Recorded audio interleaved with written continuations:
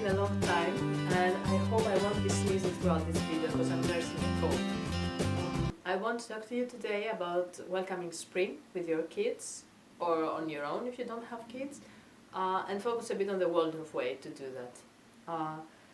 So spring just started here in the Netherlands. It was the first day that I could take the kids to school and actually not wear a scarf around my neck and even leave my coat unbuttoned, which is a big one because it has been really cold but then not really wintry the last few months, and it was really exhausting.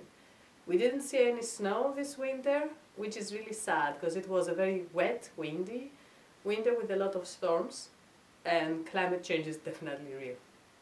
So back to Waldorf and back to celebrating spring. Spring is actually officially starting on the spring equinox, which is the 21st of March. Still, many families choose to set up a seasonal table that features the spring Waldorf characters already from the 1st of March. Let's talk a bit about that. There is this super famous book in the Waldorf communities. It's called The Root Children. I have the Dutch version here, by Sibyl von Olfers. I'm pretty sure I pronounced the name all wrong. I'm sorry about that. So this book, you can find it in English as well, German for sure, and Dutch, has the story of how Mother Earth wakes up the root children, which is, they are actually the little seeds and bulbs that live under the earth. It has an amazing illustrations, as you can see. And the little root children, what they are doing, they are making their own clothes for when they bloom up in the earth. And then Mother Earth here, this motherly or grandmotherly even figure, is inspecting them, and they even clean all the bags and brush them so they're all shiny when the time comes to go up in the earth. And this is my favorite image of the book, when you see the root children that are ready to bloom coming out on the earth, and even the little grass sprouts here and the insects walking there, and how they enjoy here spring. And then it goes on to summer, and eventually what happens, of course, the wind starts again blowing harder, and then autumn comes and the root children go back to Mother Earth. So if you can get your hands on this book, I would definitely suggest to get it. You can find it second-hand probably as well. And the reason why I suggest it is because a lot of the images that are related to the celebration of spring in Waldorf schools come from this book. So you will see on the seasonal table little images of root children and Mother Earth. Unfortunately, my last Mother Earth just got sold, but I'll put a picture of her in the video so you get an idea how a seasonal table looks. But what you can do with your kids is do a bit of felting or needle felting and put on your seasonal table spring-themed things. So what you can do, the easy way is you can use those wooden peg dolls, and then using pieces of felt, you can create your own root children. Or you can do needle felting, and then you can felt your own little figures, which is what I really enjoy doing. Oopsie, sorry. And you can also make more spring-themed play mat. So this is a little river with two hills, or you can make bigger figures that even the younger kids can play with, that are a bit more sturdy if you're handy. Or you can of course purchase them, of course, that's also an option. And you can make little flowers. I have here a flower garland that I made. I'm not sure if you can see it well, but that's also an idea when it comes to decorating your Waldorf school or home school. A few more ideas about books that you could read. You could read books that are related to the elements in spring. I love this book by Phoebe Wall. It's called, I'm not sure because the Dutch title is Elfjes in de Achtertuin. Should be Fairies in the Back Garden or something like that. So it's not specifically about spring, but it features, see, many beautiful illustrations with lots of flowers. And it talks about the mystical world of the elements awakening and all those little spirits living among us. I'm just rushing through it because I want to show you again my favorite image. So here you have them dancing under the earth and then coming up when spring comes. Books about animals that start to awaken as well, like animals who have been hibernating. This is a very old Greek book that's from my own childhood. I'm not even sure it's out there, that you can get it anymore. But just as an example, it's a book that talks about a hedgehog.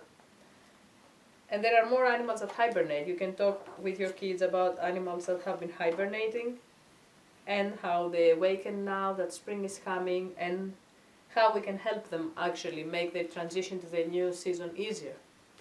And in that spirit, you can put out seeds for the birds that are now starting, of course, to build their own, their new nests and are starting to lay eggs, or hedgehogs indeed.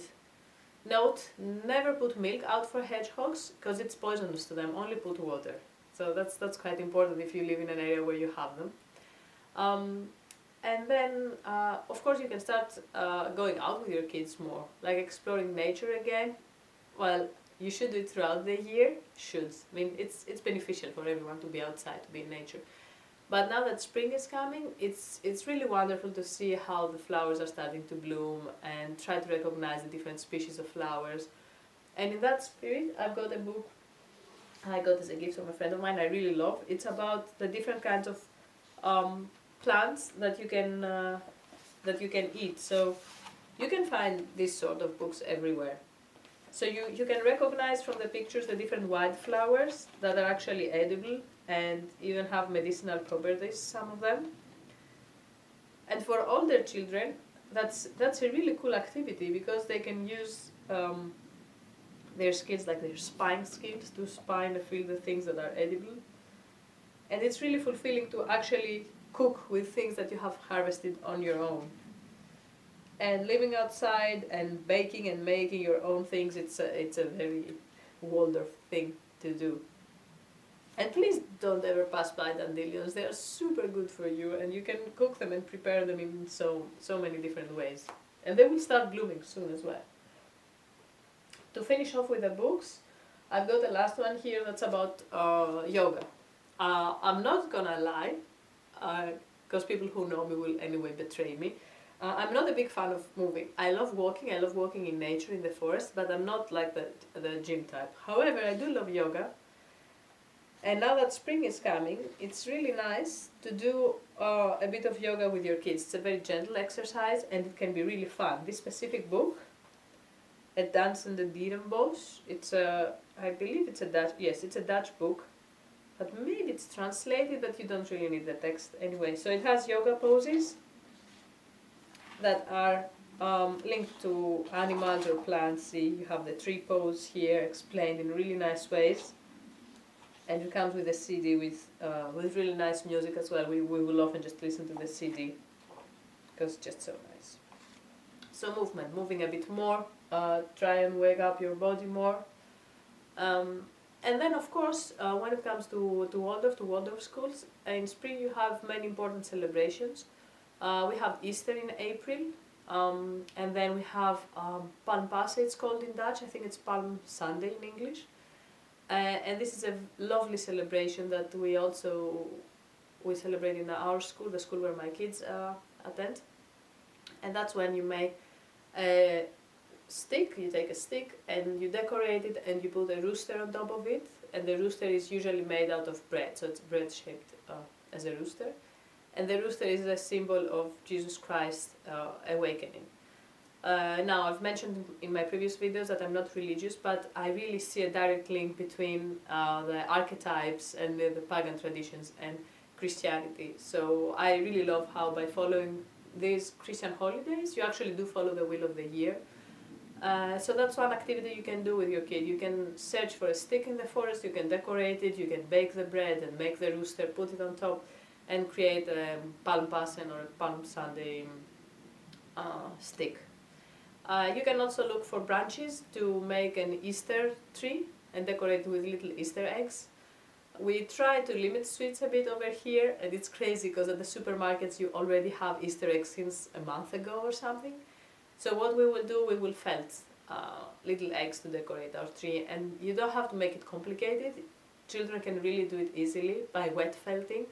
So what you do, you take a little piece of felt like that, or you can mix colors, and you roughly shape it into a ball or an egg. You dip it first in hot soapy water, and then again a bit of shaping, and then you dip it in really, really, really cold water. And what this does, it shocks the fiber and it tightens. So it's very easy for kids to do. You repeat as many times as you want until you have eggs that are firm enough. Kids from 3-4 years old can already do it successfully. You will get soapy water everywhere, but okay, it's a chance to clean, I guess. So Easter, then of course you have Lent, and I actually see it as an opportunity to go back to a more seriously plant-based diet. I'm not gonna say vegan, because we do cheat. So we are vegetarian, but we would like to be vegan. Sometimes it works, sometimes it doesn't. That's why I say plant-based. But Lent is actually a very good opportunity because we come from Greece, and many Greek recipes for Lent are actually vegan, because you shouldn't eat eggs in Orthodox Christianity, you shouldn't eat cheese or milk, so it's a vegan diet basically. So that's also something you can do with your kids. Try and give up something. Maybe give up candy, maybe give up a bad habit, maybe both. So it's a good opportunity to become a bit more aware of the things that you would like to let go and improve and let your better self bloom in a way. That's something that you could do. Other activities you could do with the kids, here where we live, picking up flowers in the wild is actually forbidden. You can get a fine. But we live very close to a famous Dutch park called Keukenhof, where you have the tulips. So you have many tulip fields, and you can go and pick up your own tulips for a very small price. And this has already started. You can go to the greenhouse and pick up tulips. And so the kids can create their own bouquet, and also get to know a bit the local industry here, because it is really industrial level, the tulip growing in the Netherlands. Downside of it, I guess the air is full of pesticides and insecticides that they use on the tulips, and that's why we get so many probably allergies and these kind of things. Could be my conspiracy theory, I don't know. Anyway, tulips are nice, flowers are nice, go pick up some flowers, make nice crowns. You can use your flower crowns to enhance your kids' pretend play, that's also nice. You can use modeling clay or beeswax clay, the stock mark, how do you call it? Modeling wax, I think, to create little flowers as well, or little insects. It's a nice time to say the story of the caterpillar that becomes a butterfly, how it evolves, how it grows. It's also a nice metaphor of the 40 days of Lent and then the resurrection, which is basically the caterpillar becoming a butterfly. So these are some activities you can do to welcome spring with your children. Drawing as well, drawing nature themes, things on wet with the wet on wet technique. I'll make a video about that at some point, so you can see how you can do it. It's very, very easy, or you can look on Pinterest for ideas. So yeah, that was that from me. I hope I got you a bit inspired to get out there and smell the fresh air and enjoy the first rays of the sun that is finally coming through the clouds. And yeah, welcome spring in a Waldorf way. Thank you, and see you soon.